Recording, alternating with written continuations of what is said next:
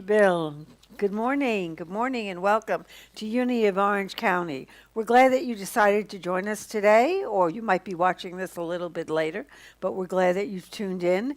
And we always like to begin our service with our mission and our vision statement. Our vision is centered in divine love. We joyfully co-create a world that works for all. And our mission is to awaken, inspire, and transform lives. And I'd like to take this opportunity to thank everybody who's making this service possible. We have Bill on piano, and we have Tom on sound, and Waverly on the camera, and John and Matthew doing the recording. And we have Diane as our platform prayer person and daily word. Today is our fellowship in the park. So if you're watching this and it's at the regular time, 10 o'clock, join us. Bring your chair, a mask, and something to eat, a snack, and join us at 11:30 at the Santa Victoria Park, which is on the corner of Santa Maria and Santa Victoria in Laguna Hills. We have a great time there. It's a great opportunity to visit with people at a safe distance outside. There's lots of trees. We have a lot of fun. You know, we all need to get out there and see some people. So come and join us today. And then this Wednesday from 6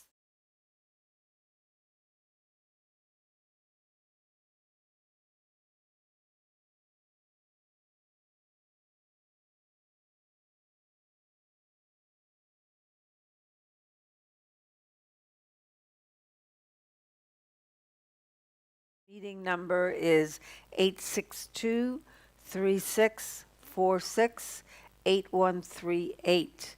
And then on Sunday, next Sunday, August 16th at 11 a.m. is our town.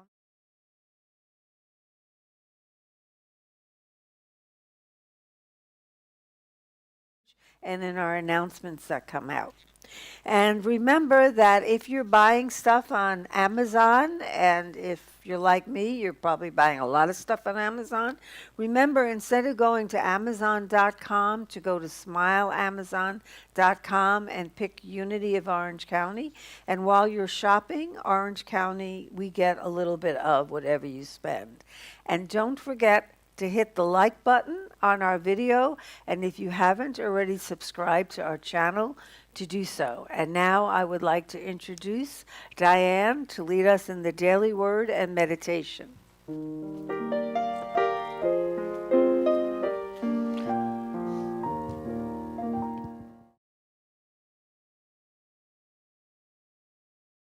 Sunday, August 9th is appreciation.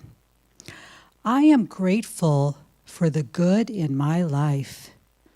Today, I take time to appreciate the abundance that surrounds me. I notice the beauty of the natural world, the talent and dedication behind the music and art I enjoy, and the skill and commitment of the people who work to maintain a safe and orderly world. The more I focus my attention on everything I have to appreciate in my life, the more I notice even more blessings. I am eager to share the gift of appreciation, so I give my full attention to someone I care about as we share a meal or a favorite activity, or simply a quiet moment together. Feeling grateful for my life's blessings, I feel renewed appreciation for the love and beauty that enriches my life. And from Luke chapter 10, verse 23, then turning to the disciples, Jesus said to them privately, "Blessed are the eyes that see what you see." Now next we'll move into a few moments of meditation. So let's start by taking 3 deep breaths to the count of 6. So breathe in the love of the divine. Release. Breathe in the light of the divine. Release. Breathe in the goodness of the divine. Release. And now just take some time in silence to feel our life-affirming gift of breath. Feel it through every cell. And just keep breathing in all that lusciousness of the divine.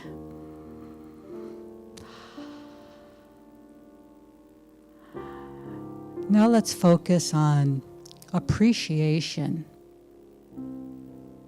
So breathe in, appreciation, release.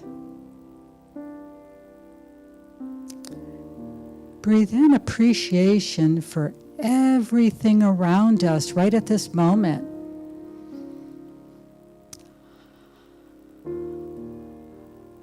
Appreciation of the music that we're hearing right now.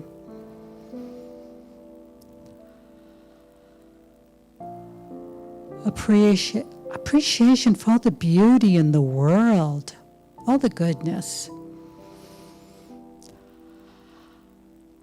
Appreciation for this room, wherever we are. Appreciation for this country that we live in. Appreciation for the world. Appreciation for the universe. Just pure appreciation for all. Feel that appreciation. Feel that love of the divine just filling us up. Feeling the divine within us. Feeling our faith and releasing any fears that come up. Feeling belief. Feeling and appreciating that all things are possible. When we allow the divine to fill us and fill our lives and overflow into the world and into the universe. So now let's just focus on that feeling of appreciation as we move into silence.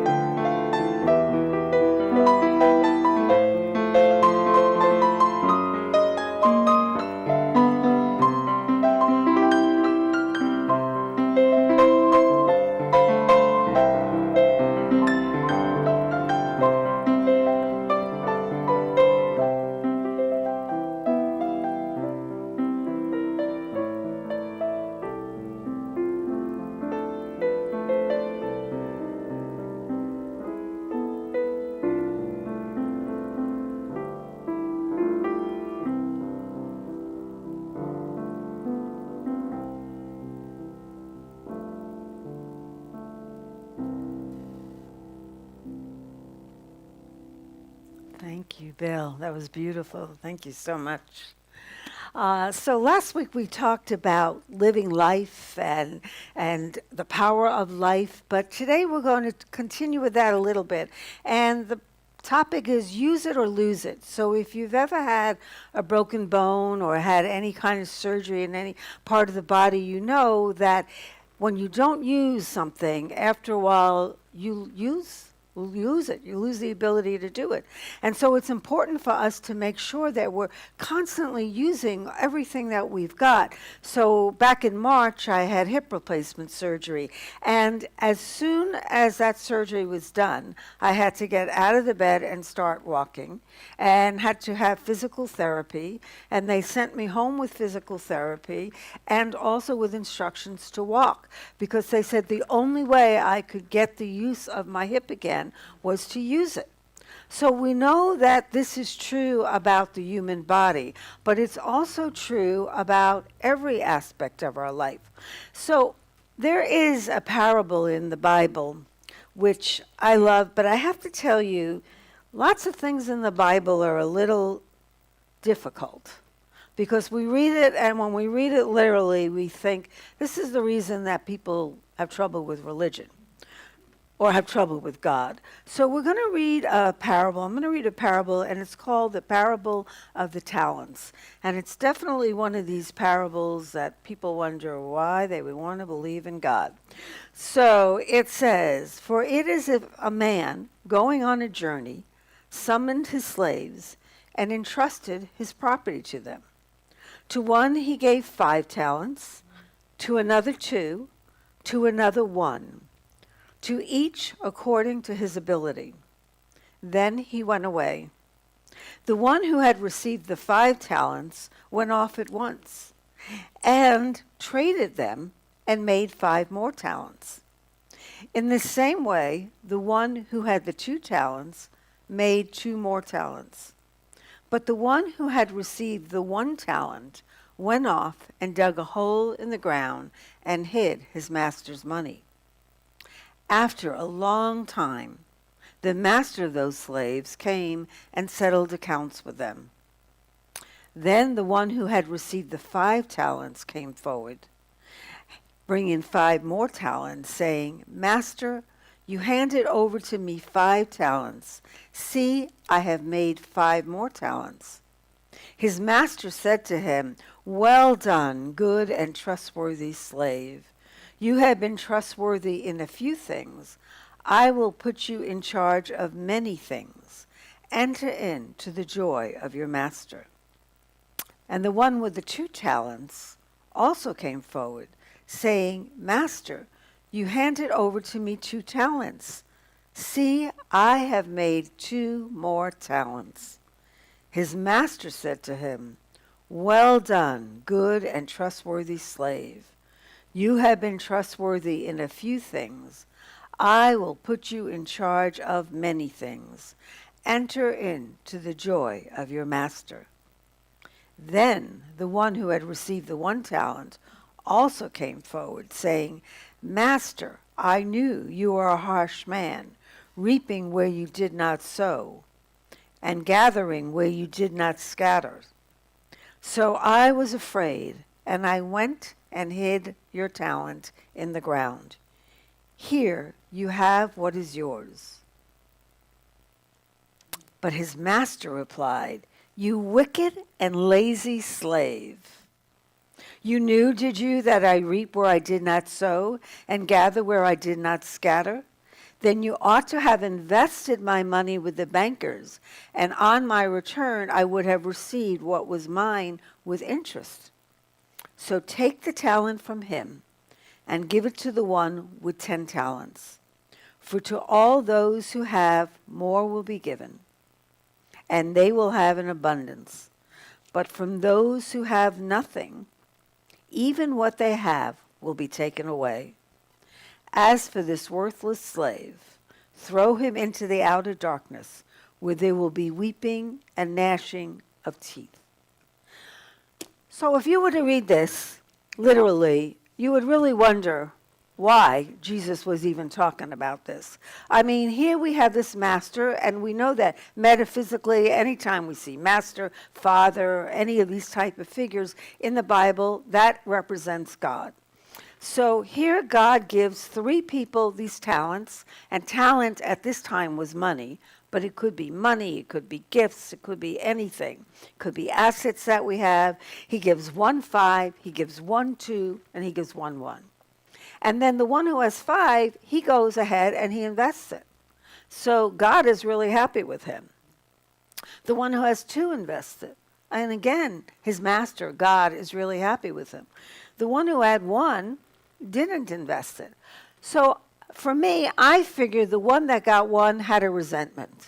He probably figured, you know what, this guy got 5, this guy got 2, I only got 1. I'm not going to do anything with this. He was probably pissed. So he put it in the ground and he decided not to do anything with it. Now the master comes back and he is really angry. So we have to ask ourselves, what is this? If God is a loving God and the master represents God, then why would he, it says, throw him into the outer darkness where there will be weeping and gnashing of teeth? Well, metaphysically, it's not that he got thrown into the darkness. It's that if we have something that has been given to us and we don't use it, we are in darkness. We are in our own darkness. We don't need anyone to throw us in a dungeon. So think of it as, we'll use it instead of money. You can apply this to money too. But think of it as gifts. We all have these gifts. Everybody has been given gifts. Some people have more gifts than others. I cannot play the piano like Bill. I certainly cannot sing. And as much as I wanted to be a great athlete or a dancer, I couldn't do really well at that. Some people are born with this amazing natural talent. But if they don't use it, if they don't practice and they don't train, they wind up losing the talent that they were given. And some people may not have as much talent as some people, but they have quite a bit of talent in something, and the same thing is true. But everybody has something.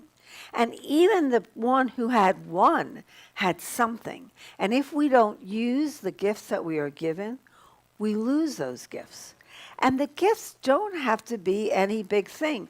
I had a friend in Savannah named Anne, and she had this gift of hospitality.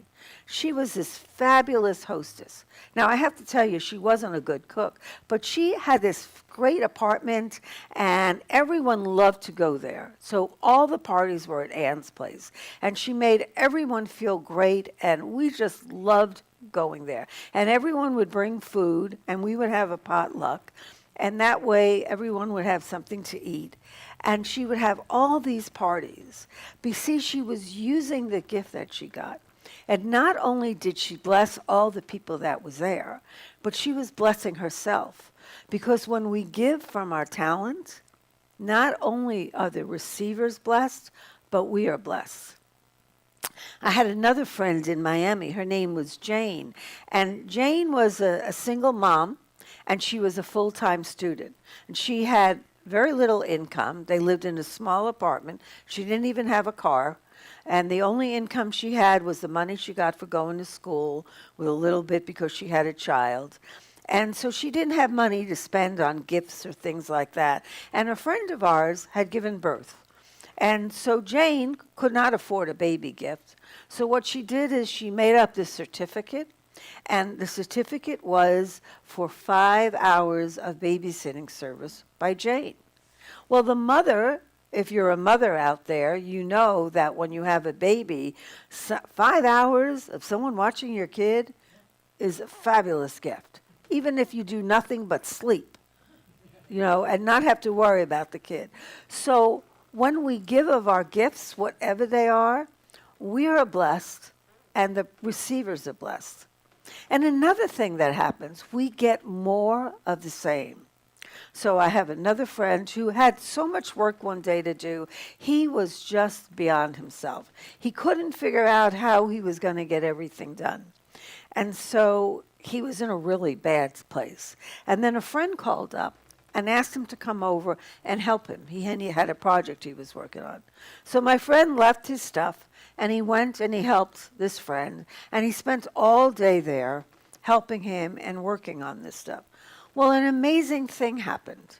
He went home, went to bed, and when he woke up in the morning, he had so much energy and enthusiasm for what he had to do in front of him that he was easily able to complete his project. You see, this parable is about us using our gifts. And people say to me all the time, well, I don't have gifts. I don't have any talents. Everyone has received something. And so it just so happens, things never happen by accident. So this week, my spiritual mentor gave me this assignment. And she said to me to make a list of my assets. So right away I go, I'm not going to do that. First of all, I can't win. If I list things, then it's going to sound like I'm filled with pride. And if I don't list things, then she's going to tell me, I have a poor self-esteem. So I thought, I can't win. So what do when you think you can't win? You procrastinate. Well, at least that's what I do.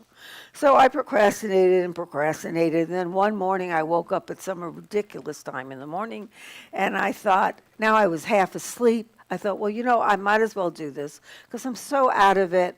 I'll just do like stream of consciousness kind of stuff.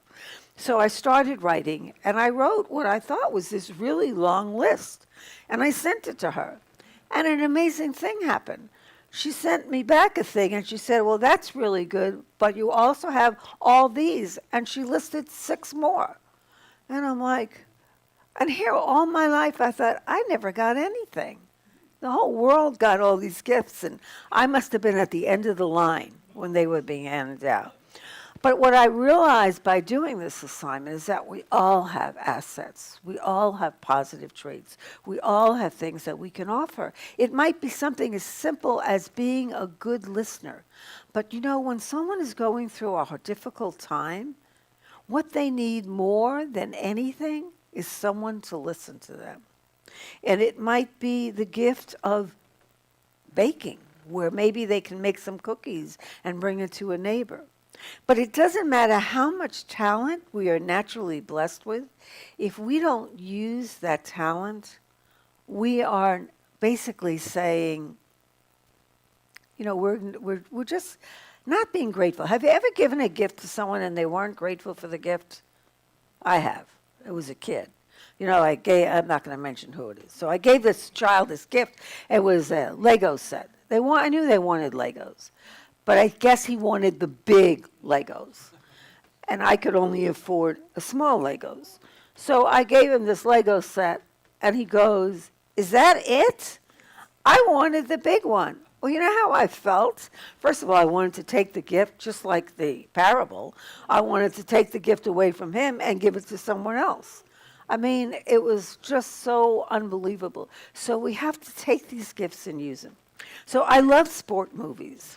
I love movies about sports, especially movies about real-life sports heroes who overcame some stuff or maybe had a natural talent but really worked hard at developing it, because it's so encouraging, and it really just makes me feel really good. So one of my favorite movies is the movie Race, which is about Jesse Owens. Jesse Owens was a black American athlete in the 1930s at a time when there was a lot of discrimination, and he went to the Olympics in Germany with Hitler, and his story is absolutely amazing story. And he goes on, he wins 4 gold medals. 3 of them are individual, and he beat all kinds of records. And all his life, he was a great runner. He could run really well. So he decides he wants to go to college. He grew up in Cleveland. He decides he wants to go to Ohio State, which is in Columbus, because he was told that there was a man there who was like the coach he needed if he wanted to go to the Olympics and win these gold medals. So he goes and he gets an interview with the coach. And this is the scene from the movie where he meets this coach for the first time. Charlie Riley says you can run. Yes, sir. Yeah. Says you're a natural, best he's ever seen. Well, I guess. Me personally, I don't trust naturals. They think they don't have to work. I will say, you can run. Boy, oh boy, you can jump. What I want to know is, can you win? And what I mean by that is, can you work? You know, your mama might have taught you how to dress right, but she sure as didn't teach you anything about manners. You should look a man in the eye when he's speaking to you. Can you work? I was picking 100 pounds of cotton a day at 6 years old. You ever pick cotton? The way it cuts you when you get it off the bowl? Yes, sir, I can work. Coach Riley's a smart man. But I was watching you out there today, I'll tell you this. Your start's no good, your rhythm's off, and your posture's lousy. But we can fix all that, that's easy. But if you want to win, it takes more than a pair of legs, all right? You win up here. And that's the part I don't know about you yet. I don't know if you got that. I ran 100 yards last year in Chicago in 9.4. Mm-hmm. I mean, it's the same as Wyckoff. That's a world record. Records don't mean. You know what matters? Medals. Some kid come out of nowhere and snatch your record from you like that. But a gold medal, that's yours, for life. So the reason I love that scene, and this is so true with so many of the sports movies, is it's about someone who has a natural talent, but until they work at it, until they really practice, until they really use it, they really don't get to fully express the gift that they have been given. And so Jesse actually trains under this man, and he does go to the Olympics, and like I said, he wins. And you really need to watch the movie because, first of all, it's a fabulous movie about how difficult it was, even in this country, and this is in Ohio, this isn't the South, for African Americans, how they were treated. There's a scene, it's at the end, he's won all these medals, he comes back to the United States, he isn't invited to the White House, no one has done what he has done.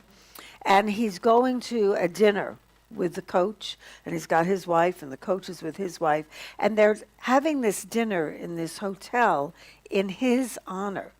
And they walk up to the front door, and the doorman tells him and his wife that they have to go to the rear door to the servants' quarters.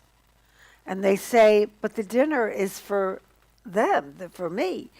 And they said, I'm sorry, we can't let you in the front door.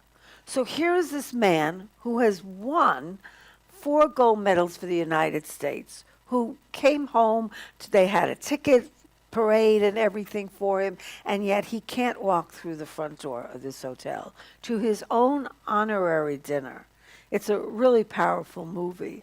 But the main part of this movie is the fact that we have to use the gifts that we have been given. We can't keep them to ourselves. And so many people are doing that now because of the coronavirus. They're using it as an excuse to just sit and do nothing. Folks, if you don't use what God has given you, you're going to lose it. You will lose the ability to do that. So we have to use all of our gifts. And it doesn't matter whether you have 5 or 2 or 1, we all have something. So I'd like to invite you to make a list this week of all of your assets, all of the things you have going for you. And when you finish the list, send it to somebody who really knows you. And ask them if they want to add anything, to send it back. I guarantee you, you will find that no matter how you feel about whether or not you have talents or not, we all have talents. We all have gifts. And if we don't use them, we will lose them. So close your eyes for a moment and take a deep breath. It is not easy looking at these gifts that we've been given. But we have all been given this life one day at a time. And if we don't use our gifts to serve God and to serve others, we cannot experience all the joy and wonder of life here and now. If we lock ourselves away and hide our gifts, we will be in the darkness. We will be gnashing our teeth. And at the end, when we take our last breath, we will say, I wish I had. If I only did this. If I only did that. So before it's too late, take an honest look at yourself. Find your talents, your assets, your gifts, and then use them. And you will be blessed. And so it is. Amen.